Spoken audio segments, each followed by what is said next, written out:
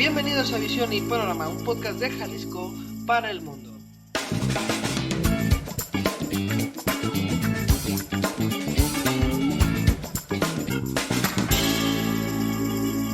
Yo soy Guillermo González. Hola, yo soy Fátima García. Hola, yo soy Daniel Cordero.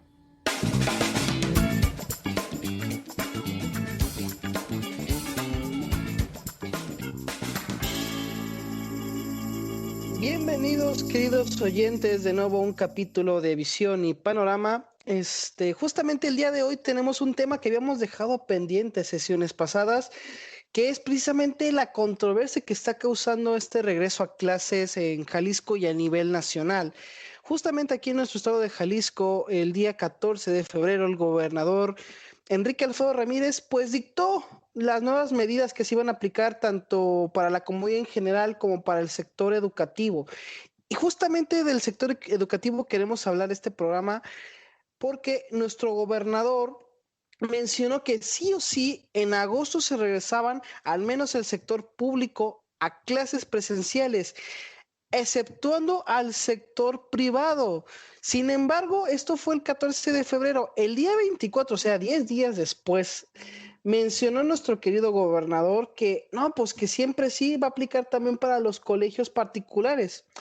Pero aquí hay algo que quisiera recargar, queridos amigos, que justamente los integrantes de la red de colegios particulares, al menos aquí en el estado de Jalisco, mencionaron que sí se van a integrar o se van a unir precisamente a lo que son las medidas sanitarias para aplicar su regreso a clases. Quien dijo esto fue el propio José Ignacio Lugo Sandoval, que es un integrante del Consejo de la Gestión y Vinculación de esta red de colegios particulares, quien explicó de manera tácita para el informador que se apegarán a las medidas anunciadas por las autoridades estatales con el esquema particular de asesorías para los alumnos. Y si me voy a permitir decirles lo que dice el artículo precisamente, diciendo que Ignacio dice que se apegarán al 100% a los lineamientos que se van a seguir como le indican las autoridades estatales.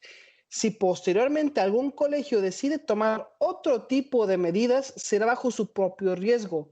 Como recomendación a los padres de familia, hay que acercarse a los directivos de sus escuelas para saber estas medidas que se van a aplicar en cada colegio.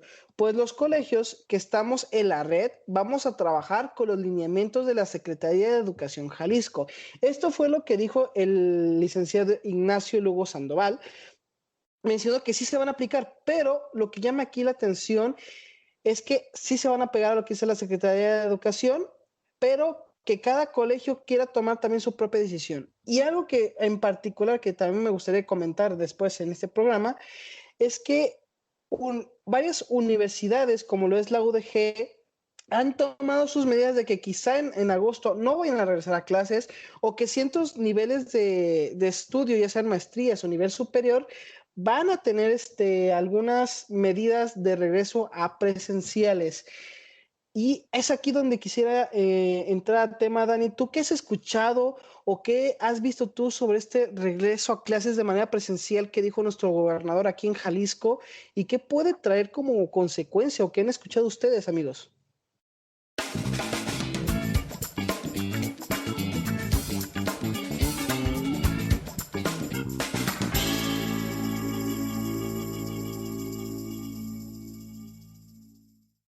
Bueno, a mí me gustaría recalcar una nota que publicó Unión Jalisco. ¿Sí me escuchó, verdad? Ok. El 12 de febrero del 2021, el Instituto de Información, Estadística y Geografía de Jalisco, el IEG, cuestionó a habitantes del estado de Jalisco sobre qué fecha preferirían para regresar a la presencialidad en el sistema educativo. Y pues bueno, la mayoría de la sociedad estableció eh, que fuera hasta tener condiciones, una disponibilidad generalizada de la vacuna. Es decir, un 46.5% mencionó que consideraba apropiado regresar a clases presenciales hasta el próximo ciclo escolar, que sería arrancando agosto de 2021, mientras que el 21.4% señaló que debía ser en enero del 2021. Otro dato a resaltar es que el 56.3% de los participantes consideró que deberían de aplicarse medidas de seguridad y distanciamiento social contra la COVID-19. El 47.2% mencionó que debería de ser de acuerdo con el semáforo epidemiológico una vez que se encuentre verde el estado de Jalisco, y el 40.8% cuando haya una disponibilidad generalizada. Los participantes en este sondeo fueron padres, madres y tutores del sector educativo que tenían hijos cursando primaria, preescolar, secundaria y bachillerato. Con estas notas nosotros podemos apreciar un poco sobre la situación que tiene la sociedad, el hecho de no quererse o no querer verse vulnerabilizada para un regreso a clases en donde no sabemos qué pueda pasar, en donde no sabemos que si bien los menores de 12 años son un índice muy bajo de contagio, no sabemos la situación que puede llevar, porque al final de cuentas, si ellos no pueden, sean asintomáticos o no, ellos sí pueden ser conductores de contagio. Entonces, al final de cuentas, creo que sí está un poco difícil la situación porque no sabemos los compañeros y los familiares de los compañeros donde he estado, no sabemos qué es lo que pueda recibir el mismo profesor, no sabemos qué es lo que reciban los compañeros en clase. Considero que, pues, como lo habíamos tocado en el uno episodio previo del el sector educativo, sí estamos en estos retos, pero al final de cuentas ya se está trabajando, al menos lo que se ha visto, se ha estado trabajando la Secretaría de Educación a manos de los colegios privados para realizar los protocolos y para realizar todos estos lineamientos para un regreso a la presencialidad. Sin embargo, como de todas las vértices que los podemos ver, creo que hay muchas necesidades, hay muchas carencias todavía y no sé qué has checado tú, Fátima. Creo que habías también leído una nota por ahí de cómo, qué es lo que se estaba preparando, porque habían anunciado que siempre, que los colegios particulares iban a regresar, pero que siempre no. Entonces, no sé qué nota habías escuchado, Fátima.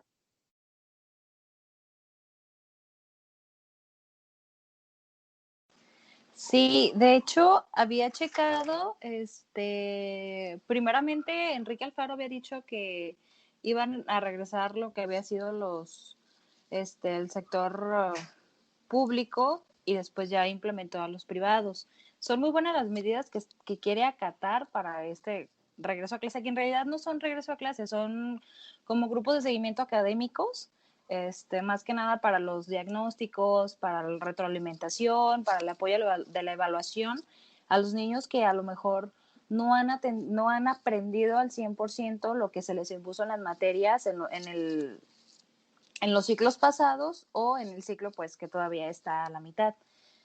Las medidas que quiere implementar es que únicamente haya 9 alumnos por aula, que vayan 4 días a la semana cada 2 semanas y más que nada en lo que es respecto a los laboratorios quiere tener nada más el 30% de la capacidad.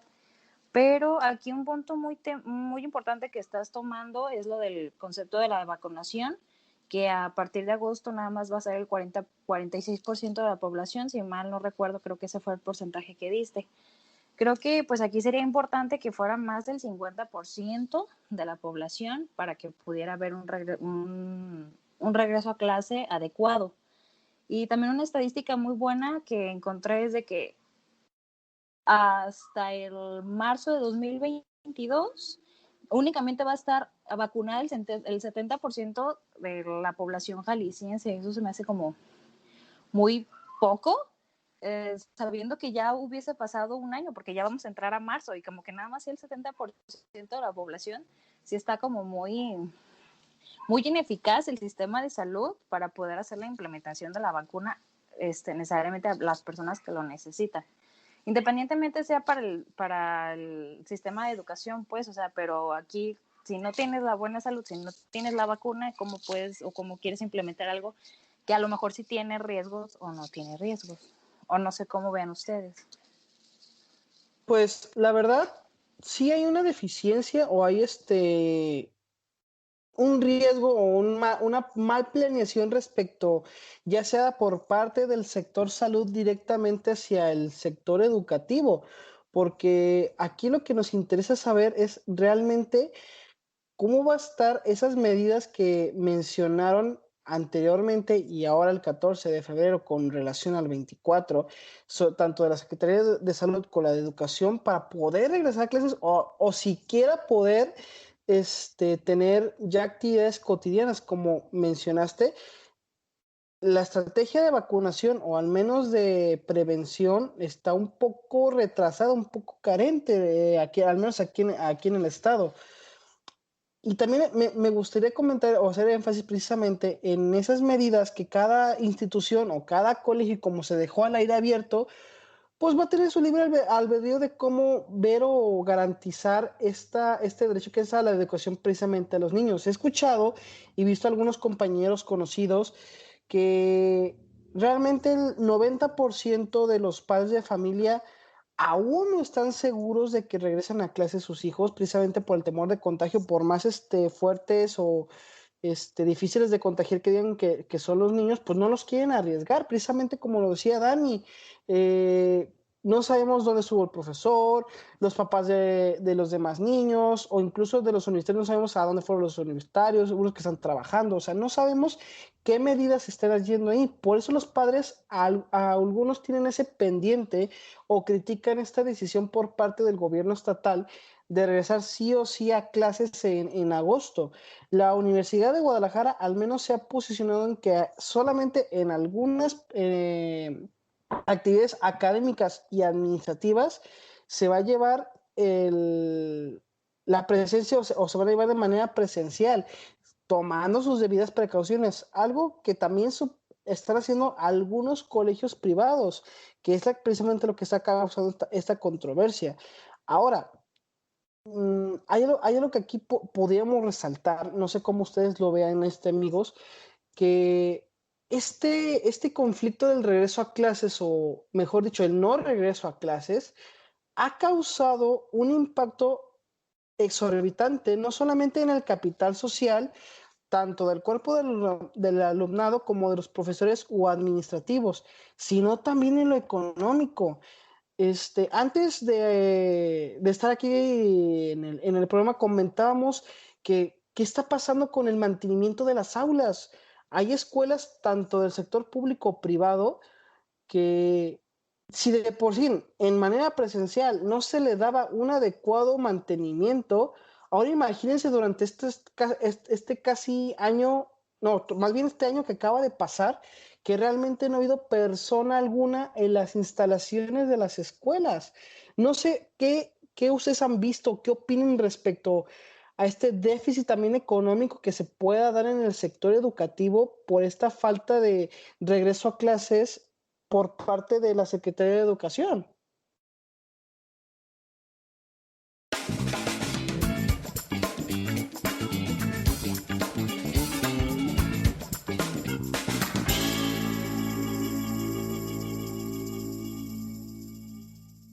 Mira, bueno, previo a tocar el tema de lo económico, comentaban tanto Fátima como tú lo del sistema de la vacunación. Efectivamente, creo que es importante entender. eh, el- Recordemos que el Plan Nacional de Vacunación es primero a las personas de alto riesgo, que son los mayores de 65 años, si mal no recuerdo, y personas que tengan alguna enfermedad, no recuerdo la palabra, pero alguna enfermedad que se pueda, que pueda afectar en mayor parte si se llega a contagiar de COVID.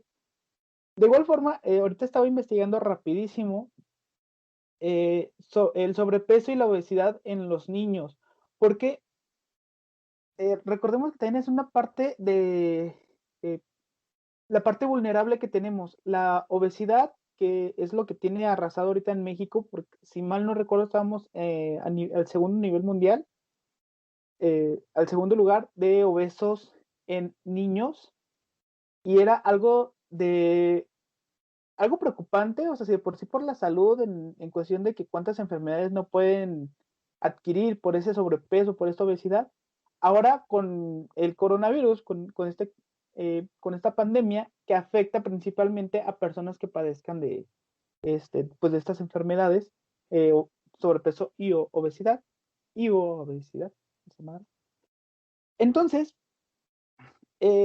considero que también lo primero que hizo la gente en los encierros, y se los puedo asegurar, fue comenzar a ganar peso. ¿Por qué? Porque como estaban en casa, lo único que hacían era comer. Fueron muy pocos los que decidieron cuidar su figura o cuidar su salud, su vida saludable. Entonces, considero que fue uno de los puntos. Así es rapidísimo, o sea, voy a tocar ese tema súper rapidísimo. Esta parte considero que es muy importante entender que ahorita, si decidimos un regreso a clases, el grupo vulnerable van a ser los profesores y los padres de familia. ¿Por qué? Esa mecánica que van a trabajar de no saber en dónde estuvimos, como lo decían, en dónde estuvo los padres de familia de tal compañero, en dónde estuvo el profesor, en dónde estuvo el director, el personal de intendencia, el personal administrativo de la institución educativa, sea privado, sea público, no nos exime de que podamos adquirir el virus. Ese como un dato un poco entre paréntesis, ¿no? Aunado a lo que comentabas, Memo, ahora sí, en las pérdidas económicas, podemos tocar el mantenimiento que se le da a los laboratorios, y lo voy a poner así sencillísimo. Comentábamos los laboratorios técnicos, que son los de ciencias químicas, los laboratorios de física. ¿Cuántos insumos, como lo decías, Memo, cuántos reactivos que se almacenaban en estos laboratorios para uso de los alumnados, sea de nivel secundaria, bachillerato, licenciatura, no tienen que estar en constante movimiento? ¿Por qué? Porque si no, luego pierden su esencia y ya no pueden ser factibles para un uso de investigación. El personal, al final de cuentas, tuvo que trabajar desde casa, pero esos insumos, ¿qué es lo que sucedió? Y lo comentábamos, pues 100 gramos de cualquier sustancia no te cuesta 100 pesos. Entonces, estos insumos, luego, ¿cuántos en los laboratorios de cómputo? Igual me voy a enfocar únicamente a secundaria, bachillerato. ¿Cuántas computadoras no les hace falta ya un mantenimiento? Si de por sí teníamos una carencia, ¿no? en los mantenimientos de estos sistemas o de estos laboratorios, pues ahora con estos encierros, pues con los cierres de los laboratorios, ¿cuántas máquinas no se quedaron sin ese mantenimiento? ¿Cuántas máquinas no se quedaron empolvándose? E inclusive, ¿cuántos robos no acudieron o cuántos robos no ocurrieron en contra de las instituciones educativas? Llámese privado, llámese público. Al final de cuentas considero que eh, nos hizo falta de todo. Pues sí, no podemos decir, no estábamos preparados. Considero que nunca hubiéramos estado preparados para recibir una pandemia, pero aún así, eh, considero que han sido pérdidas garrafales, ¿me fue el nombre? Bueno, fueron pérdidas impresionantes de manera económica, eh, que sufrieron todo el sector educativo, las escuelas, lo reitero, tanto públicas como privadas, eh, porque al final de cuentas no podemos concluir que las escuelas privadas lo que ofrecen en la mayoría de las veces son más insumos o aparatos con mejor tecnología que las escuelas públicas. ¿Por qué? Porque con las inscripciones o al final de cuentas con las matrículas que pagan los alumnados es con los que pueden solventar estos gastos.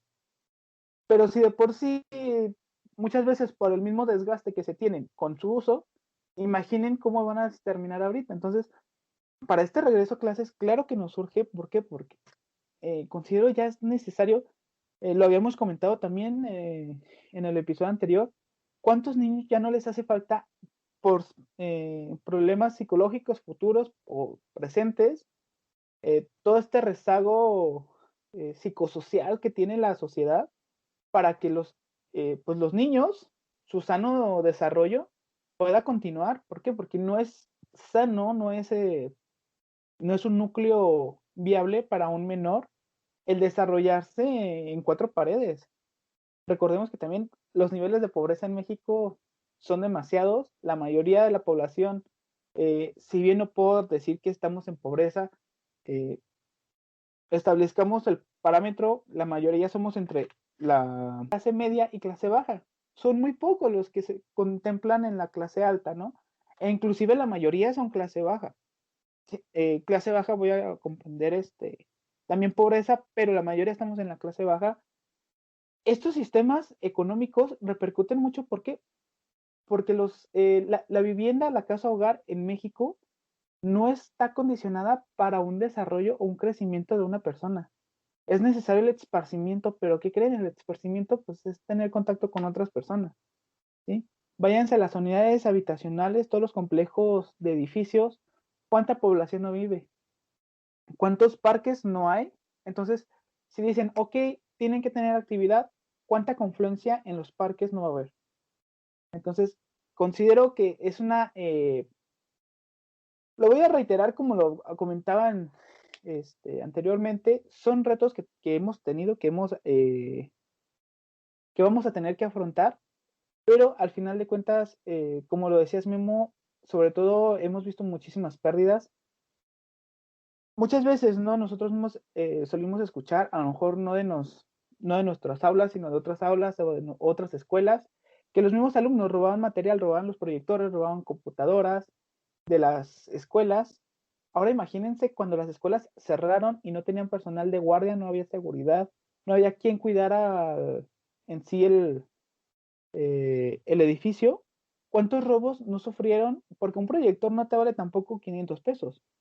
El proyector más austero de los que se utilizan en una institución educativa, por mínimo costo, es entre 8,000 y 14,000 pesos. Un proyector. Súmale una computadora, porque las computadoras también de las que utilizan no cuestan 5,000 pesos, cuestan arriba de los 10,000 pesos. Y suma todos los gastos, todos los insumos. ¿Por qué? Porque a estos materiales también hay que darles su mantenimiento, como les habíamos dicho, en los equipos de impresión. Cuánta tinta no sé, o cuántas, bueno, recuerdo porque una vez me dijeron que en las impresoras, si se dejan de usar, se pueden tapar a veces los conductos de la tinta, se les dieron mantenimiento.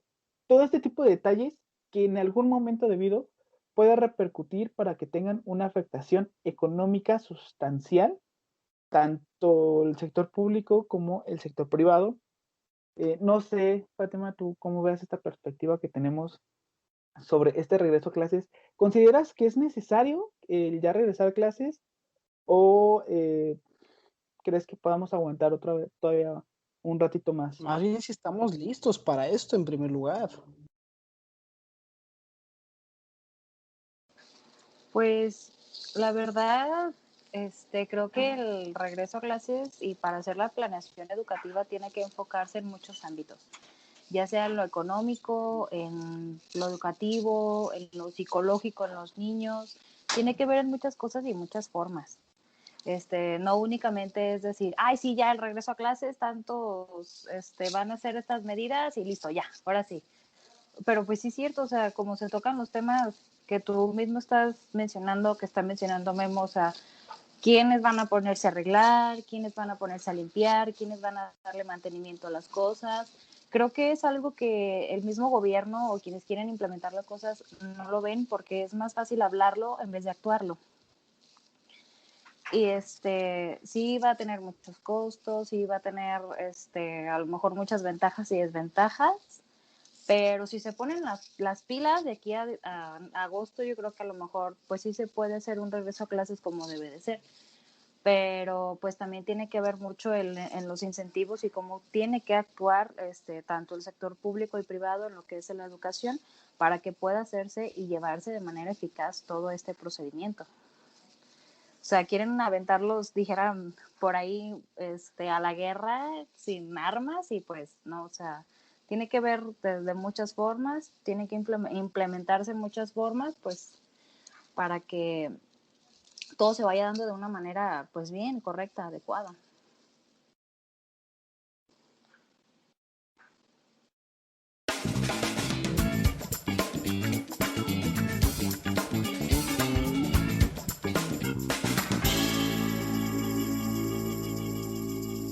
No, y tocas precisamente ese tema de que debemos estar un poco más preparados o debe ser una estrategia bastante buena para poder tomar este regreso a clases. Bueno, estamos llegando a la emisión de este episodio que ha causado precisamente un gran debate, al menos aquí en nuestra sociedad en el estado de Jalisco.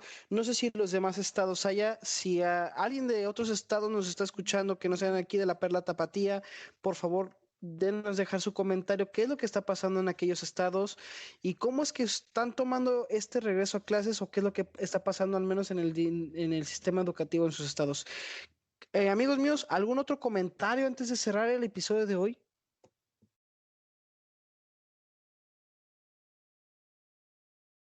Únicamente, pues reiterar, ¿no? Que al final de cuentas el regreso a clases depende sobre todo de la población, de los cuidados que estemos otorgando, los que tengamos familiares que están en el sector educativo, llámese profesor, llámese alumno, llámese personal administrativo, el cuidado que tengamos para que este regreso a clases pueda funcionar. Y de igual forma, pues humildemente de esta humilde silla, solicitarle a tanto a a la Organización Mundial de las Naciones, al presidente constitucional de los Estados Unidos mexicanos, el hecho de que se homologue un sistema de vacunación justo y equitativo para toda la sociedad y que comprendan en realidad la afectación o la trascendencia de un sistema de vacunación en una pandemia. ¿Por qué? Porque la pandemia ataca a las masas. De nada te sirve proteger a las personas que actualmente se encuentran estabilizadas y dejar vulnerables a una zona de mucha confluencia social. Entonces, si quieren que este sistema de vacunación funcione para una reactivación económica, para un regreso a clases y un regreso a una vida, a un nuevo estilo de vida, a una nueva realidad, debemos de entender cuál debe de ser una buena estrategia. Considero que el plan estratégico, el sistema de vacunación que están implementando, que están ejerciendo, es incorrecto. Desde esta humildecía lo comento, pero no sé qué tengan. Fátima, otro comentario. Y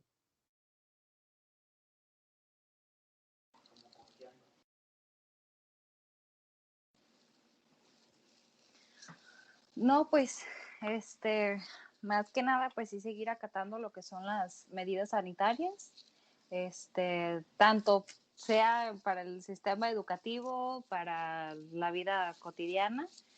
Y pues como dices tú, o sea, que también nosotros como ciudadanos, como civiles, pongamos de nuestra parte para que se pueda minimizar un poco lo que es la propagación del virus.